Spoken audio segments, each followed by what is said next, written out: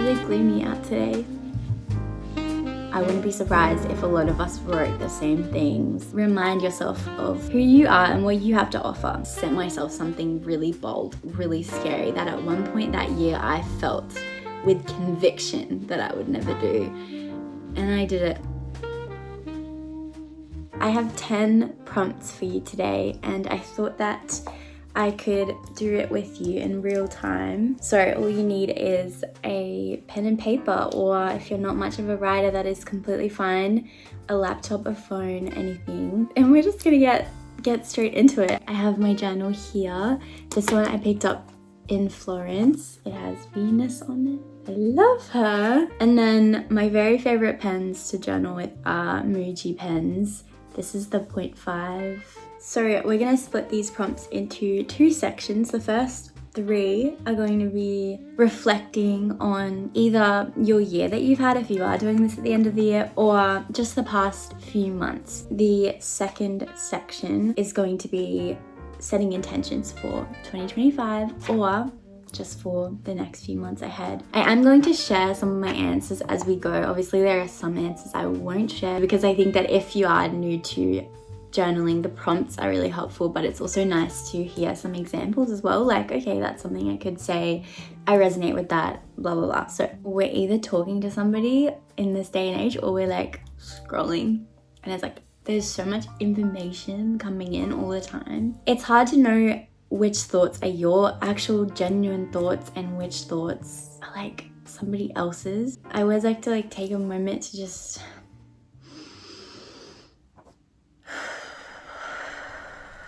let's get into it.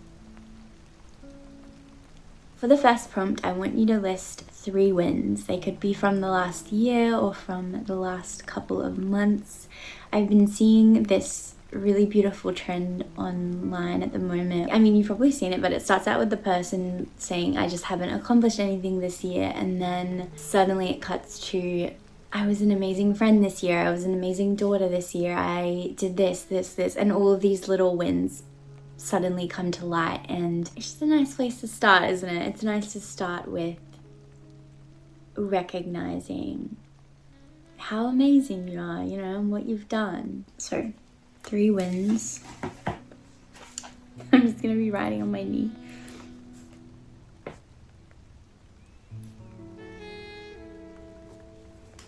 Feel free to pause if you're still thinking on your answers at any point in the video. Take as much time as you need to really think about each of your answers to make them as true as possible to you. So just pause whenever you need to.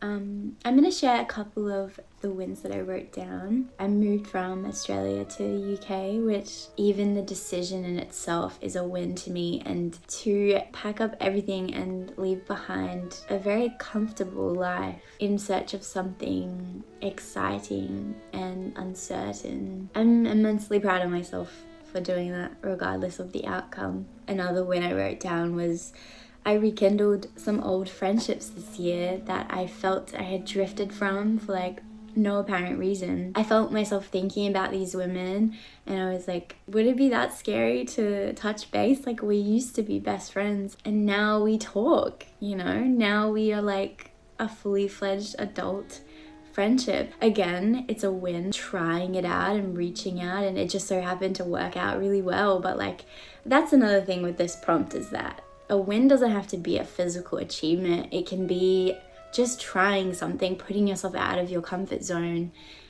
doing something without 100% certainty that it will work out in your favor, but trying to do it anyway for yourself. That is amazing. This prompt is going to be a bit of a time capsule. I love writing these because when you look back in your journal in years to come, you get a real good snapshot of where you are at that time in your life. And you think that you remember these things, but really, I feel like we don't. So it's nice to really immortalize something on the page. The first one, I want you to write down your current inner circle and the most enriching relationships in your life right now. That might be a partner, who are your best friends. I want you to really recognize the people that have made you feel whole this year and made you feel like yourself. Those people deserve some recognition, so let's write them down.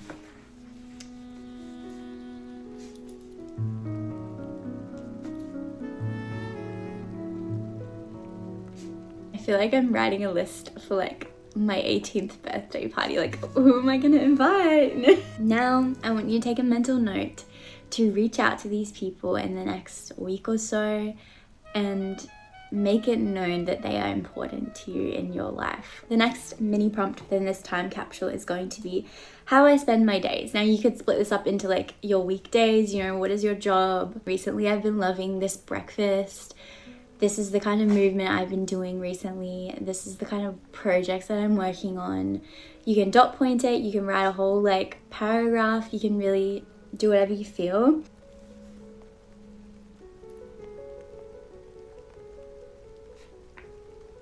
Again, feel free to pause because that one's, you know, it can take a while to really think about what your life looks like at the moment. But on the back of that, things that you are loving. I love to do this every month because it's really fun to like go back on, but things you're loving right now, you know, what's your favorite thing to have for dinner right now? What show are you watching? Is there like a movie that you've loved recently? What is your playlist looking like? Like what songs are you listening to? Maybe it's just a color. You're really vibing with yellow right now. You're wearing heaps of yellow.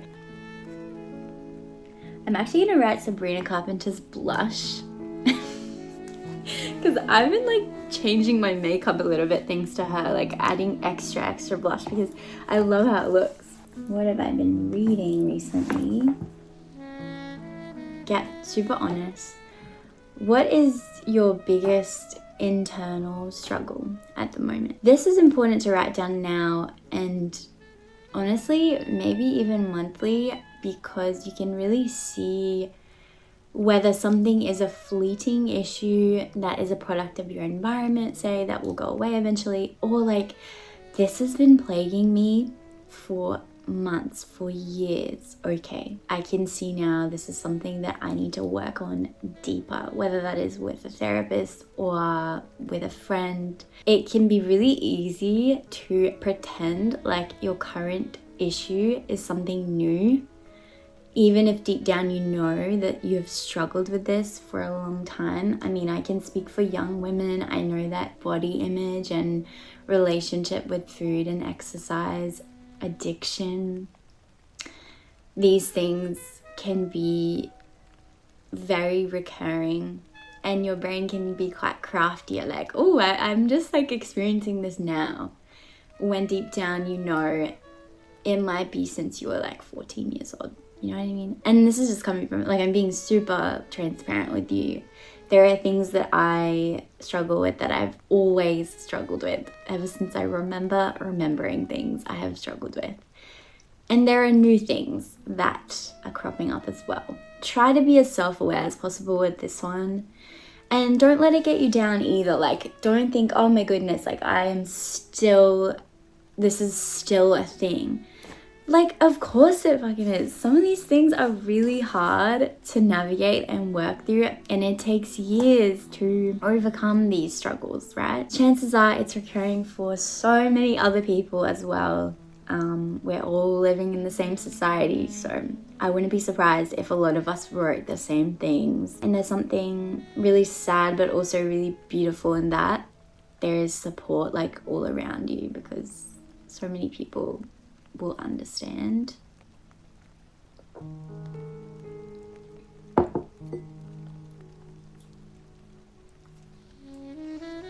Okay. Prompt number 3, season of life that you're in today. Think about the seasons and think about which season, like the literal seasons, and think about which season corresponds to you the most. When I think of summer, I think of somebody who is going out all the time and is really active and their social calendar's full and they always have things on. When I think of spring, I think of somebody who is experiencing a lot of change, a lot of new beginnings. There are kind of new opportunities arising in their life and they're on the precipice of diving in, and that is very much where I am right now. Autumn, I think of somebody who is realizing that they're a different person to who they thought they were. They are shedding a lot of things. They're releasing a lot of things. Maybe that's people, maybe that's hobbies. And when I think of winter, I think of somebody that is really in their introspective era, someone who is spending a lot of time in solitude, a lot of time alone, reflecting, or just chilling out, you know, reading books, watching movies, having that little caterpillar in a cocoon moment. You might relate to maybe all of those across the span of a week, but I just want you to write down the one that you think emulates you and your life the most. What season are you in? Let's write that down.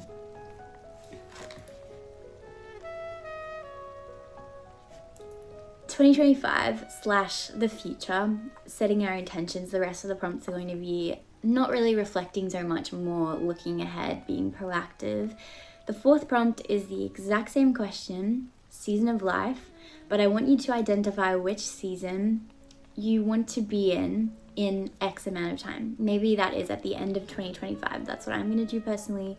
Maybe it is in the next 3 months. I'm going to write summer for me because I'm in London right now. And I feel like being in the city, there is so much opportunity. There are so many people to connect with. I want to like go to the theatre. I want to see all the DJs that I never got to see when I was in Australia because they don't bloody come to Australia. I want to be on my fitness game. I want life to always be happening in this next season because I feel like I'm in the city for that reason. Do you know what I mean? So that is like the season that I'm calling it. Maybe if you're in your summer right now, you want to call in winter. You want to call in an era where you are journaling all the time and taking yourself on little solo dates. You really want to get to know yourself better because you feel like you're always feeding off of the energy of others and you want to remind yourself of who you are and what you have to offer. I don't know. Okay, prompt number 5 is just called releasing ... What do I want to release right now that I don't really want to bring with me into the new year? This could be a habit, this could be a person, it could be something really literal, or it could be something not so literal. You know, I want to release the need to be perfect. That's what I'm doing. That's what I'm gonna try to do. Number 6 is capture the energy of your next phase of life in a word or a phrase. And this is a little bit of a like mission statement for your new year. Yeah, have a good think about this one. I think I'm gonna say 2 things. And I've actually made this my mission statement before in a previous year and I made really good progress with it. So I feel like I want to continue on with it. And it is, for the purpose of alliteration, consistency and connection. Consistency is about myself, making promises to myself to follow through with my habits and my routines to be my best self. And connection is all about others and how I relate to others, pushing myself to get out of my comfort zone and connect with people. Yeah, I like both of those words. It's time for prompt number 7. This one, I just wrote hobbies. I don't know, when I was writing it, I was like, is this kind of boring and basic, like workplace icebreaker kind of vibe? But I actually have realized now that hobbies are what is gonna save us from scrolling. Hobbies are what we're gonna replace our social media addictions with. We're gonna do it together if you wanna do it with me. Because I find that I scroll the most and go on social media the most. Firstly, when I'm feeling like crap about myself.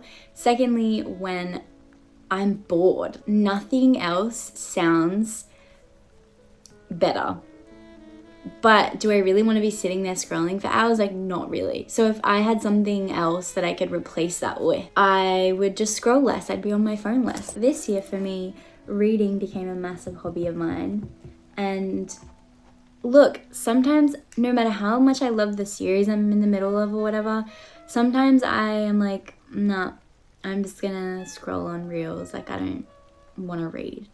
But it's nice now that I have that as a second option. And yours could be something artistic. It might be playing a sport.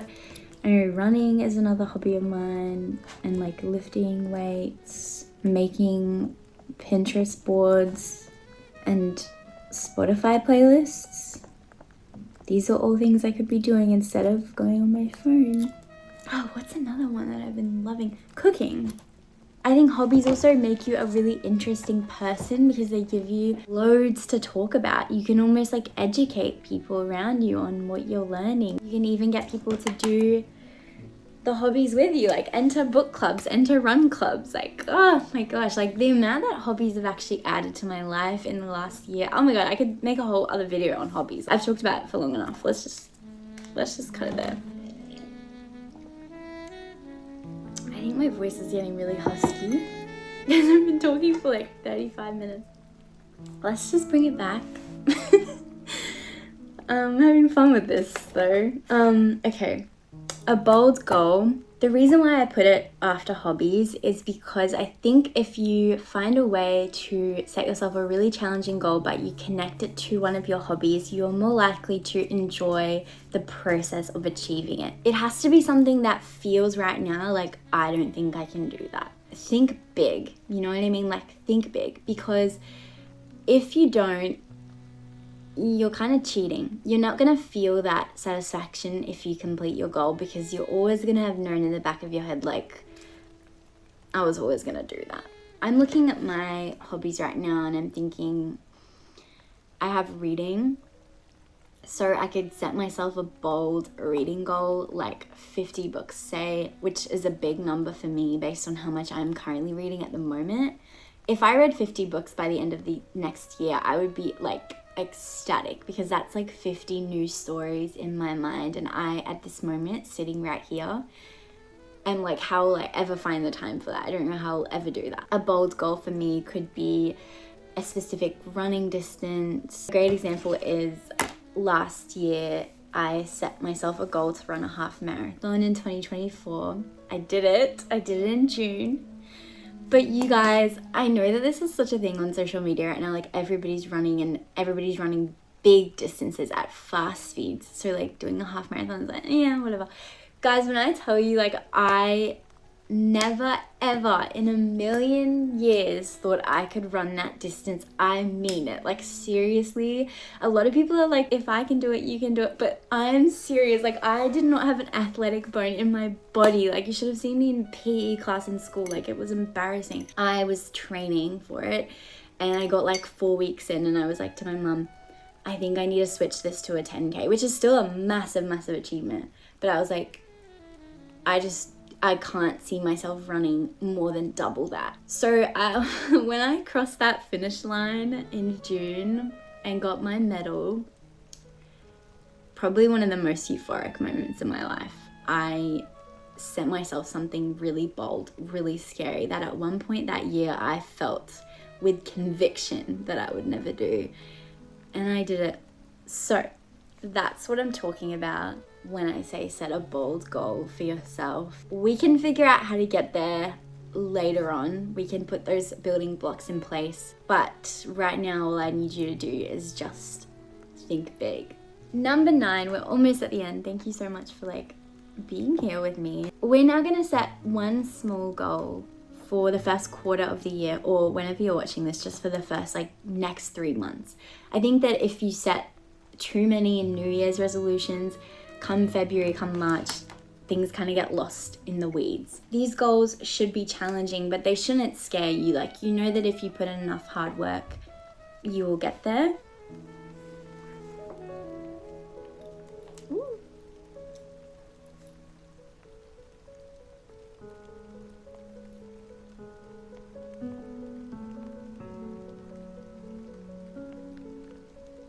And one little tip as I'm going is try to make it as actionable as possible. Like, it's completely okay to say my health goal is to get in the gym, but maybe try to make it a little bit more specific. Like, I would love to be able to squat this weight, or I would love to be able to do 3 gym classes a week. You know, like something that is very tangible that you can physically work towards, and also have a marker of like, I've done that, you know, like I achieved that goal. It's not so open-ended that I can kind of make anything work. You want to be super specific, or at least as specific as possible. Okay, that brings us to number 10. This one is one of my favorite ones to do, and it might be a little bit wacky to some people, but I promise you it's worth it. And that is to script a perfect future day in the present tense. So I want you to pick a day, maybe it's 3 months from now, maybe it's a year from now. I want you to write a journal entry from the minute you wake up to the minute you go to bed, as if it is happening in real time.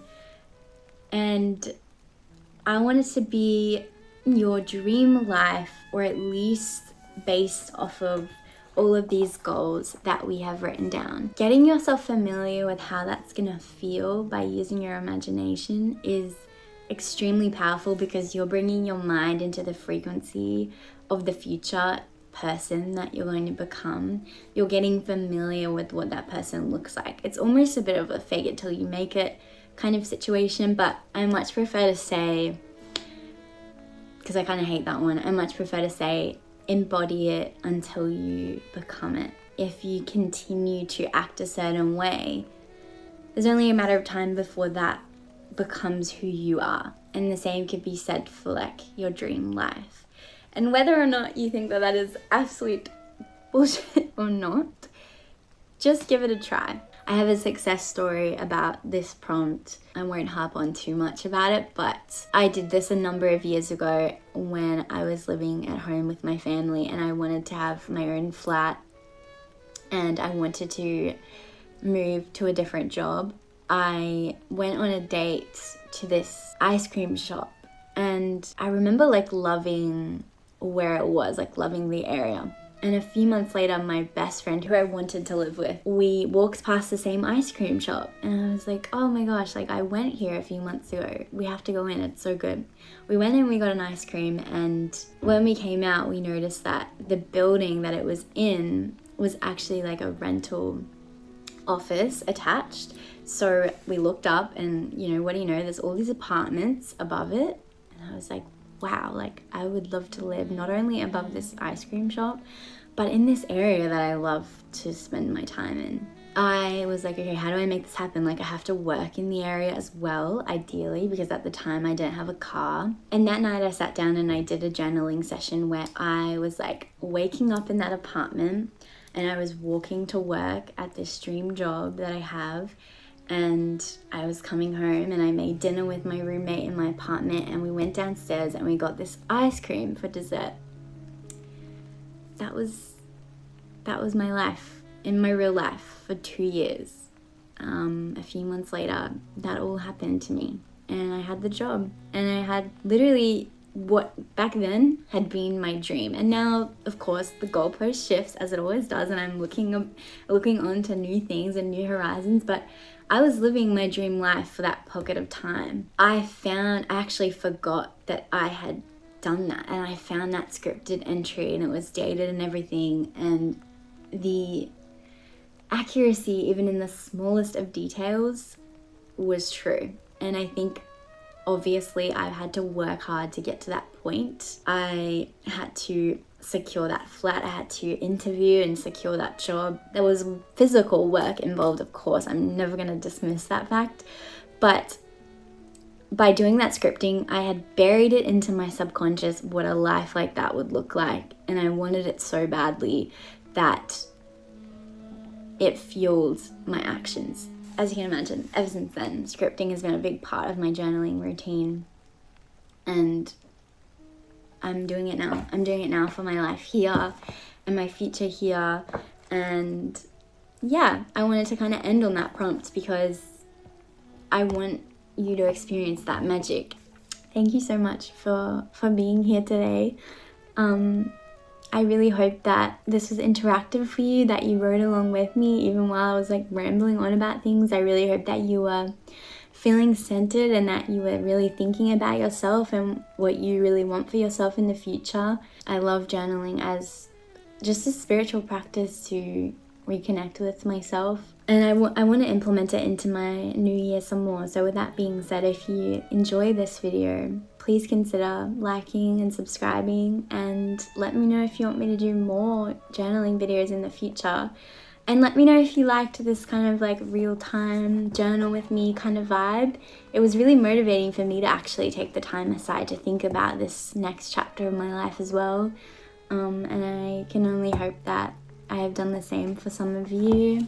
I'm really excited for 2025, and I feel like there is this like collective consciousness that is kind of coming together, and I feel like it's been brewing this year, and I feel like 2025 a lot will come to fruition for a lot of us. That is like the gut feeling that I'm getting at the moment. Just remember that your journal will not judge you, so write whatever comes to mind. I really loved spending time with you and journaling with you. I'll see you guys in my next one. Bye.